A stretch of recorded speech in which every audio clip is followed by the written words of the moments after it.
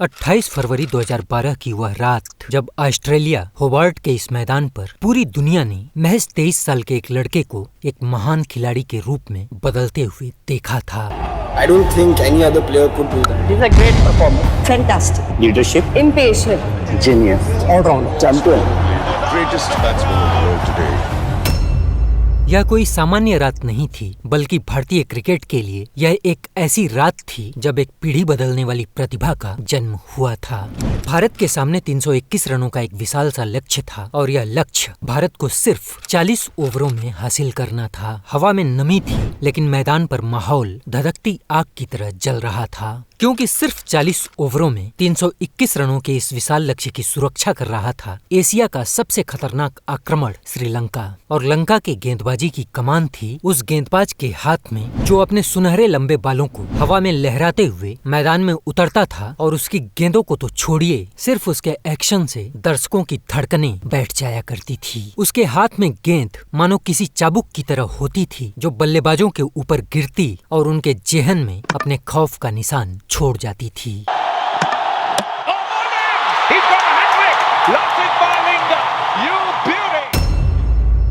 उसकी यॉर्कर रास्ते पर पड़ा कोई पत्थर तो नहीं थी, लेकिन उसकी हर गेंद बल्लेबाज के सीधे पैरों पर वार करती थी। कुछ ऐसे ही खौफजदा माहौल में भारतीय ड्रेसिंग रूम से निकलता है महज 23 साल का यह मासूम सा लड़का, जिसके चेहरे पर तो मासूमियत थी, लेकिन आंखों में अदम्य साहस साफ साफ देखा जा सकता था। पूरा देश अपनी सांसें रोक कर देख रहा था। यही वह मैच था जब प्रिंस विराट ने मलिंगा नाम के इस आतंक का अंत करके अपने बल्ले से एक ऐसा फरमान लिखा था जिसके बाद पूरी दुनिया प्रिंस विराट को किंग विराट स्वीकार करने के लिए विवश हो गई थी।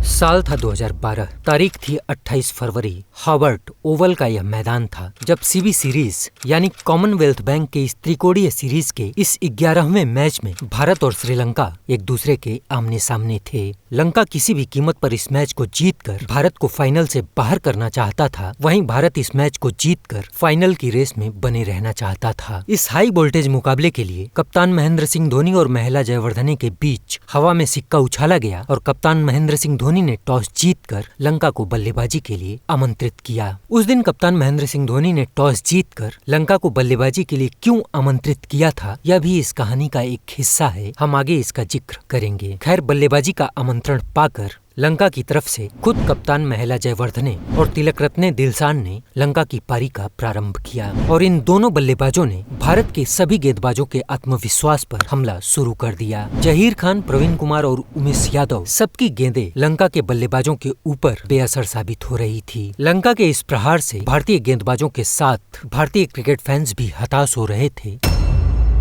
खैर, 12वें ओवर की इस आखिरी गेंद पर रविंद्र जडेजा ने लंका के कप्तान महिला जयवर्धने का विकेट लेकर भारतीय क्रिकेट फैंस को राहत तो दी, लेकिन उसके बाद तिलकरत्ने दिलशान और कुमार संगकारा ने न भारतीय गेंदबाजों को खुश होने का मौका दिया और न ही भारतीय क्रिकेट फैंस को। भारत के गेंदबाज प्रयास करते रहे, अपनी रणनीति बदलते रहे, लेकिन तिलकरत्ने दिलशान की ऐतिहासिक 160 रनों की पारी और कुमार संगकारा के इस शतक की बदौलत लंका ने अपने पूरे 50 ओवर खेलकर सिर्फ 3 विकेट के नुकसान पर 321 रनों का एक विशाल स्कोर खड़ा करके भारत के समक्ष 322 रनों का एक विशाल लक्ष्य प्रस्तुत कर दिया। और भारत के लिए चुनौती यह नहीं थी कि उसे 322 रनों का यह लक्ष्य हासिल करना था, बल्कि भारत के सामने चुनौती यह थी कि 322 रनों का यह लक्ष्य भारत को सिर्फ 40 ओवरों में हासिल करना था।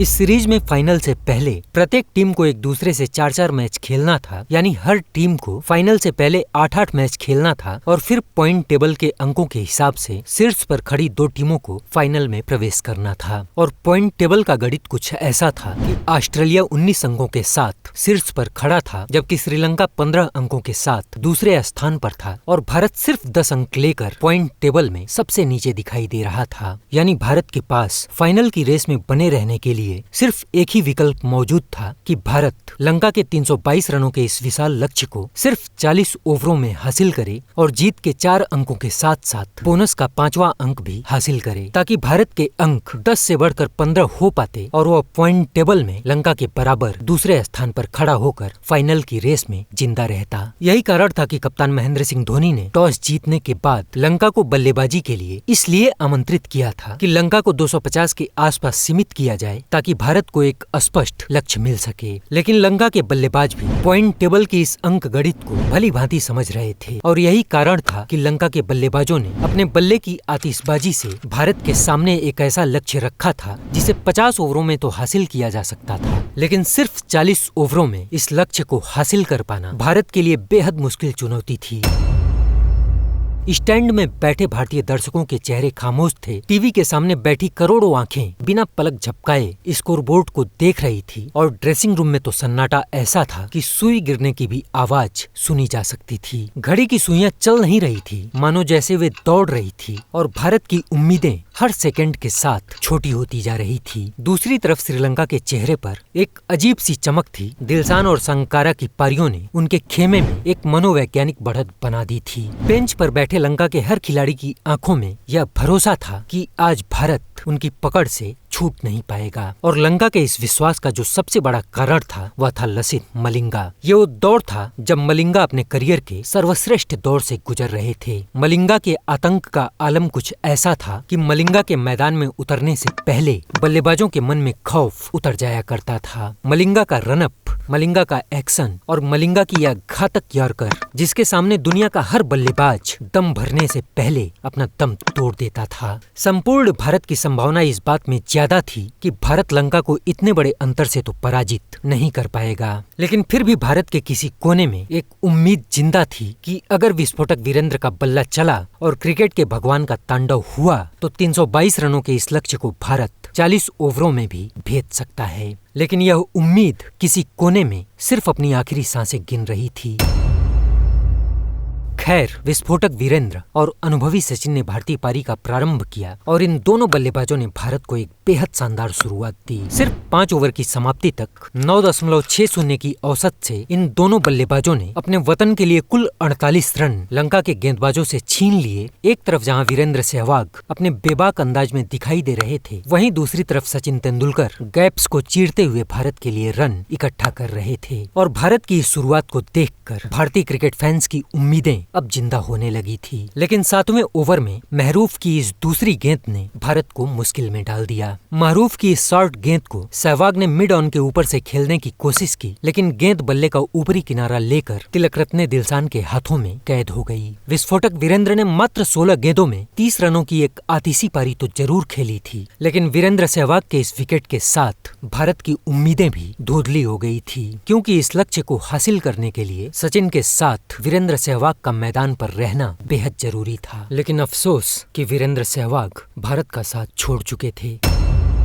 सहवाग का विकेट गिरते ही मैदान में सन्नाटा छा गया। टीवी के सामने बैठी आंखें, स्टैंड में बैठे दर्शक और ड्रेसिंग रूम में फिर वही सन्नाटा उतर आया। श्रीलंका के खिलाड़ी और समर्थक ऐसे कूद रहे थे जैसे सहवाग को आउट करके उन्होंने भारत की पराजय को सुनिश्चित कर दिया हो। सहवाग के जाने के बाद सचिन का साथ देने के लिए क्रीज पर अब गौतम गंभीर मौजूद थे और दोनों ने मिलकर 18 गेंदों में ताबड़तोड़ 34 रन जोड़ते हुए भारत को फिर से लय देने की कोशिश की। लेकिन 10वां ओवर लेकर आए मलिंगा की यह दूसरी गेंद 144 किलोमीटर प्रति घंटे की रफ्तार से एक घातक यार्कर जो सचिन के पैरों के बीच बिजली की तरह गिरी और सचिन चूक गए। मैदान में एक पल को समय जैसे थम सा गया। मलिंगा की यह दहाड़ और भारतीय क्रिकेट फैंस के बीच पसरा यह सन्नाटा बता रहा था कि इस विकेट की अहमियत क्या थी। हालांकि सचिन ने जाने से पहले 30 गेंदों में 39 रनों की एक उपयुक्त पारी खेलकर भारत को एक अच्छी शुरुआत तो दे ही दी थी। 10 ओवर का खेल समाप्त हो चुका था और भारत अपने 2 विकेट खोकर 97 रन बना चुका था। पहले सहवाग फिर सचिन दोनों दिग्गज पवेलियन लौट चुके थे। एक ही झटके में भारत के इस रनचेज का दिल धड़कना बंद सा हो गया था और दूसरी तरफ लंका के हौसले और मैदान पर उनके खिलाड़ियों के हाव भाव बदल गए थे।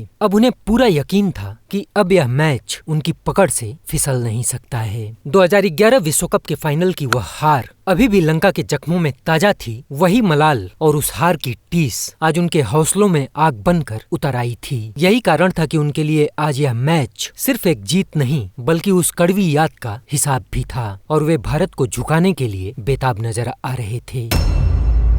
लेकिन तभी पवेलियन से महज 23 साल का एक लड़का निकलता है जिसके चेहरे पर मासूमियत, सीने में आग और आंखों में जिद। उस वक्त जिसे दुनिया बस विराट के नाम से जानती थी। ना कोई किंग, ना कोई प्रिंस, ना चेज मास्टर, ना रन मशीन, कुछ भी नहीं। सिर्फ एक नाम, सिर्फ एक चेहरा, जिसके कंधों पर अब पूरे देश की उम्मीदों का बोझ आ चुका था। अभी तक विराट ने कोई ऐतिहासिक पारी नहीं खेली थी, इसलिए लंका के खिलाड़ियों और लंका के लोगों को एहसास भी नहीं था कि आज के इस रामायण के हनुमान लंका को फूंकने के लिए मैदान में प्रवेश कर चुके हैं और इतिहास अपनी बाहें फैलाकर इस लंका दहन कांड का बेसब्री से इंतजार कर रहा था।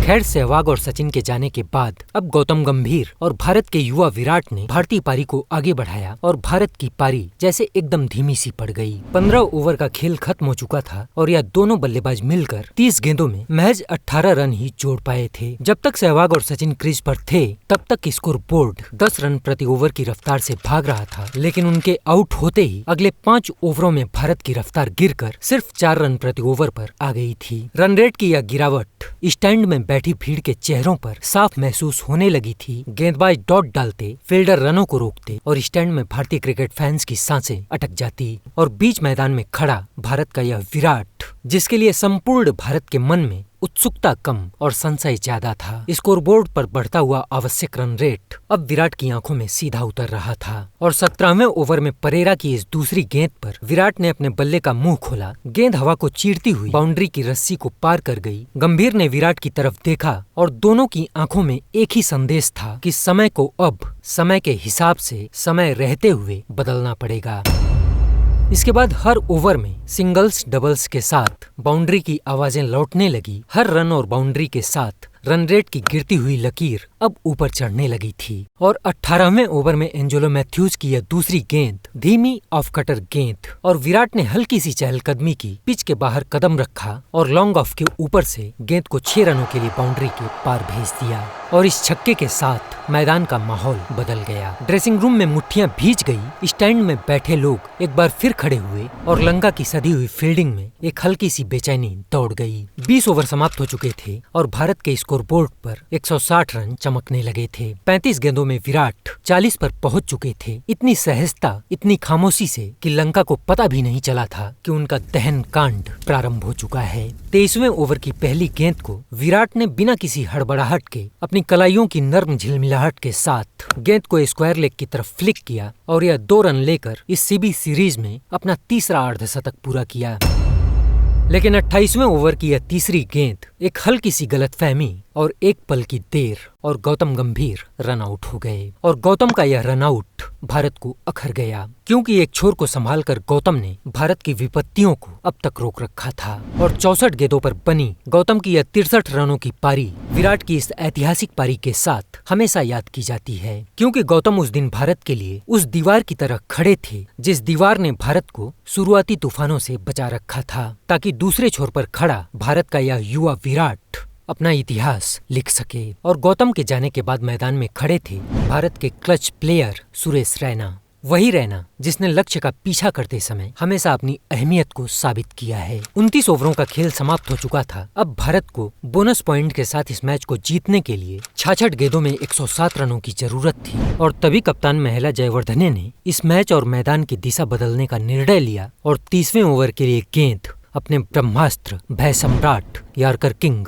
लसित मलिंगा के हाथों में सौंप दी। भारत को 11 ओवरों में 107 रनों की जरूरत थी और लंका के लोग यह सोचकर उछल रहे थे कि मलिंगा के 6 ओवर अभी भी बाकी हैं। कप्तान महिला जयवर्धने की यही चाल थी कि मलिंगा के ओवरों को बचाकर रखा जाए ताकि आखिरी पलों में भारत की सांसें इन्हीं ओवरों में अटक जाए। संपूर्ण लंका इस आत्मविश्वास में कूद रहा था कि कुछ भी हो जाए, भारत मलिंगा के सामने रन तो नहीं ही बना सकता है। इसी अति आत्मविश्वास के बीच भय सम्राट यार्कर किंग गेंदबाजी की दुनिया में आतंक का पर्याय मिस्टर मलिंगा अब गेंद लेकर खड़े थे और यह पल इस मैच में पहली बार आया जब यॉर्कर किंग का सामना भारत के उभरते हुए किंग से हुआ। एक और भय सम्राट मलिंगा जिसकी हर गेंद किसी सजा की तरह महसूस होती थी और दूसरी ओर भारत का यह युवा और अनगढ़ विराट जिसके भीतर का तूफान अभी दुनिया ने देखा नहीं था। खैर 30वें ओवर की यह पहली गेंद लेकर मलिंगा दौड़े। 146 किलोमीटर प्रति घंटे की रफ्तार से यह गेंद विराट के सामने आई और विराट ने बिना एक पल गंवाए अपनी कलाई को घुमाया पूरा शरीर मिड विकेट के ऊपर उठ गया और गेंद हवा को चीरती हुई सीधे 4 रनों के लिए बाउंड्री के पार चली गई। मलिंगा की आंखें चौड़ी हो गई और विराट की नजरें सीधी मलिंगा के ऊपर ठहर कर जैसे कह रही थी, हेलो मिस्टर मलिंगा, हम आपका काफी देर से बेहद बेसब्री के साथ इंतजार कर रहे थे। और मलिंगा के इस ओवर से विराट और रैना ने मिलकर कुल 15 रन लूट लिए। लंका को जरा भी उम्मीद नहीं थी कि उनके भय सम्राट पर भी कोई वार कर सकता है, लेकिन उस दिन होबार्ट के मैदान ने वह दृश्य देखा जो किसी ने सोचा भी नहीं था। भारत का यह युवा विराट मलिंगा पर टूट पड़ा था और खेल की दिशा को बदलना प्रारंभ कर दिया था।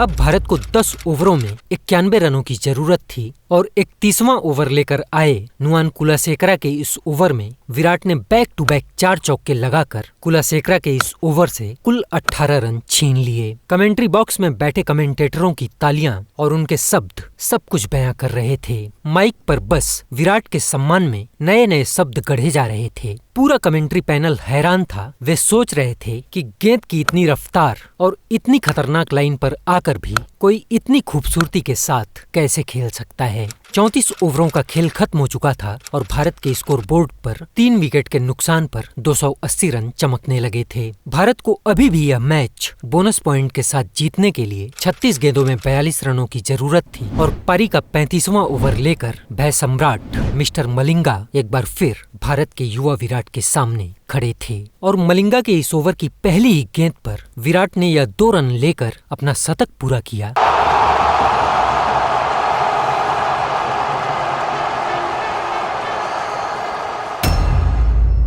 और इस शतक के साथ ही अपनी प्रतिभा की खोज में खोया हुआ भारत का यह प्रतिभाशाली लड़का एक युवा प्रतिभा से भविष्य के सुपरस्टार में बदल रहा था। सचिन जैसे बल्लेबाज को जहां ऑस्ट्रेलिया की धरती पर अपना पहला शतक बनाने के लिए 8 दौरे का इंतजार करना पड़ा था, वहीं विराट ने अपने पहले ही दौरे में यह शतक जड़कर बता दिया था कि भारतीय क्रिकेट का भविष्य कितना उज्जवल है। लेकिन इस मैच की असली कहानी का प्रारंभ हुआ विराट के इस शतक के बाद।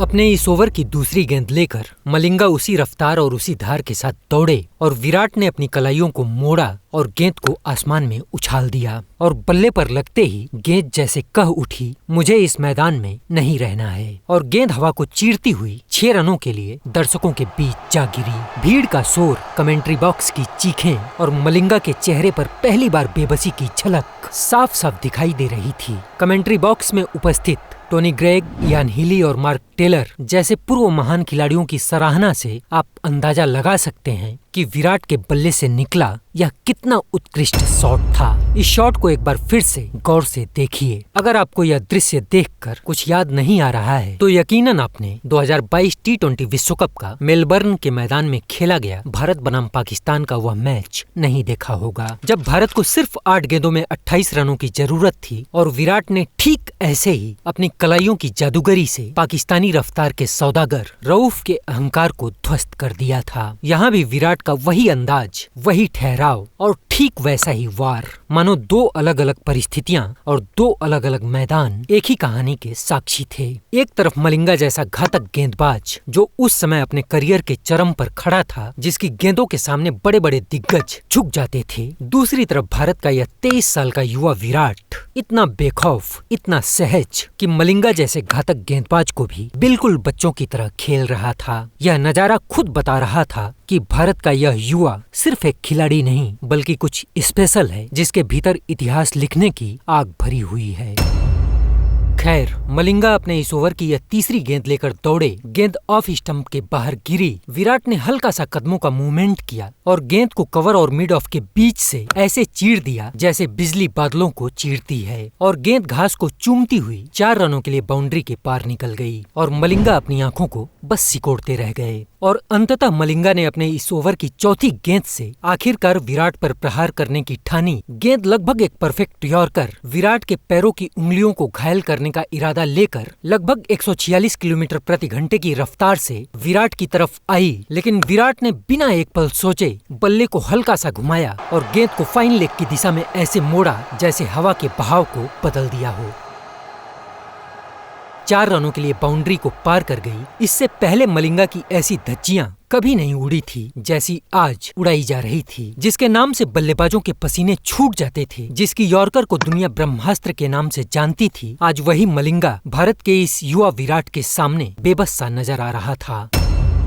स्टेडियम में अजीब सी सरगोशियां थी, कमेंट्री बॉक्स में हैरानी थी और मैदान पर खड़ा यह 23 साल का लड़का गेंद दर गेंद मलिंगा की पूरी आभा, पूरी दहशत ध्वस्त करता जा रहा था। लेकिन मलिंगा भी कहां हार मानने वाला था। मलिंगा ने एक बार फिर अपने इस ओवर की 5वीं गेंद लो फुल टॉस गेंद से विराट के पैरों की उंगलियों को एक बार फिर से निशाना बनाने की कोशिश की, लेकिन विराट ने एक बार फिर अपने पैरों की उंगलियों से गेंद को उठाया और स्क्वायर लेग के पीछे से एक और चौका लगाकर दहशत सम्राट मिस्टर मलिंगा के ही मन में पहली बार दहशत के बीज गाड़ दिए। मलिंगा लगातार अपने यार्कर रूपी ब्रह्मास्त्र से विराट पर प्रहार करने की कोशिश कर रहे थे, लेकिन विराट हर गेंद को सीधे बाउंड्री के पार भेजते जा रहे थे और मलिंगा ने अपनी आखिरी गेंद पर भी लो फुल टॉस से एक बार फिर प्रहार किया, लेकिन विराट ने इस गेंद का अंजाम भी 4 रनों में परिवर्तित कर दिया। कमेंट्री बॉक्स से टोनी ग्रेग, इयान हिली और मार्क टेलर जैसे पूर्व महान खिलाड़ियों की आवाजें इस इतिहास की साक्षी हो रही थी कि ऐसा क्रिकेट, ऐसा बल्लेबाज हमने अपनी जिंदगी में अभी तक नहीं देखा। विराट ने मलिंगा के इस ओवर से 1 छक्के और 4 चौके के साथ कुल 24 रन छीनकर अपने पीक पर खड़े मलिंगा को पीकॉक बना दिया था। इस ओवर से पहले मलिंगा भारतीय प्रशंसकों के बीच एक भयावह और डरावना गेंदबाज हुआ करता था, लेकिन उस दिन विराट ने यह धारणा पूरी तरह से बदल दी। जो मलिंगा कभी बल्लेबाजों के लिए आतंक का पर्याय हुआ करता था, वह आज खुद डर का शिकार लग रहा था। यही वह मैच था जब विश्व क्रिकेट के जेहन से मलिंगा नाम के इस आतंक का अंत हो गया था। उस एक रात ने सब कुछ बदल दिया था। विराट ने मलिंगा को उसके चरम पर ध्वस्त किया और इसी मैदान पर अपने राजकुमार से राजा होने का ऐलान भी किया। यह मलिंगा के इतिहास में पहली बार था जब किसी बल्लेबाज ने मलिंगा के सिर्फ एक ओवर में 24 रन छीन लिए थे और यह कारनामा मलिंगा के साथ विश्व क्रिकेट में पहली और आखिरी बार था। विराट की यह पारी उस दशक की सर्वश्रेष्ठ पारियों में से एक थी जिसे लाइव देखना सचमुच एक अविश्वसनीय क्षण था। यही वह पारी थी जहां से विराट के स्टारडम की बुलंदियों का प्रारंभ हुआ था और विराट और मलिंगा की यह कहानी यही नहीं खत्म हुई थी। 6 गेंदों बाद 37वां ओवर लेकर मलिंगा एक बार फिर आए, 2 बैक टू बैक गेंदें फेंकी और विराट ने एक बार फिर दोनों गेंदों पर बैक टू बैक प्रहार किया और दोनों गेंदों को 4-4 रनों के लिए बाउंड्री के बाहर भेज दिया। और इसी के साथ भारत ने यह मैच लंका के हाथों से बोनस पॉइंट के साथ छीनकर कुल 5 अंक अर्जित करके अंक तालिका में दूसरे नंबर पर आ खड़ा हुआ। 321 रनों का यह विशाल लक्ष्य जिसे भारत को सिर्फ 40 ओवरों में हासिल करना था, विराट ने वह लक्ष्य सिर्फ 36.4 ओवर में पूरा करके भारत को दे दिया था। ऑस्ट्रेलियाई धरती पर सिर्फ 36 ओवरों में 321 रनों का पीछा करना किसी भी टीम के लिए सपना होता है, लेकिन विराट ने यह कारनामा और कमाल दोनों कर दिया था। और विराट का यह कारनामा उस समय के विश्व क्रिकेट की सबसे बेहतरीन टीमों में से एक और अपनी प्राइम टाइम में खड़ी श्रीलंका और श्रीलंका के सबसे खतरनाक गेंदबाज, विश्व क्रिकेट में भय सम्राट के नाम से मशहूर लसिथ मलिंगा को पीटकर पूरा किया था। विराट के इस प्रहार से त्रस्त मलिंगा ने इस मैच में सिर्फ 7.4 ओवरों में कुल 96 रन लुटा दिए थे और इतना महंगा स्पेल मलिंगा के करियर में पहली और आखिरी बार था। विराट ने इस मैच में सिर्फ 86 गेंदों में 133 रनों की इतनी शानदार पारी खेली थी कि 50 शतकों के बाद भी क्रिक इन्फो पर दर्शकों ने इस पारी को सबसे ज्यादा वोट देकर विराट की करियर की सबसे बेहतरीन पारी बताया था। यही वह मैच था जिसने विराट को एक युवा प्रतिभा से भविष्य के सुपरस्टार में परिभाषित किया। और कमेंट्री बॉक्स से कमेंट्री कर रहे इयान हिली ने विराट को एक नया नाम दिया, चेज मास्टर।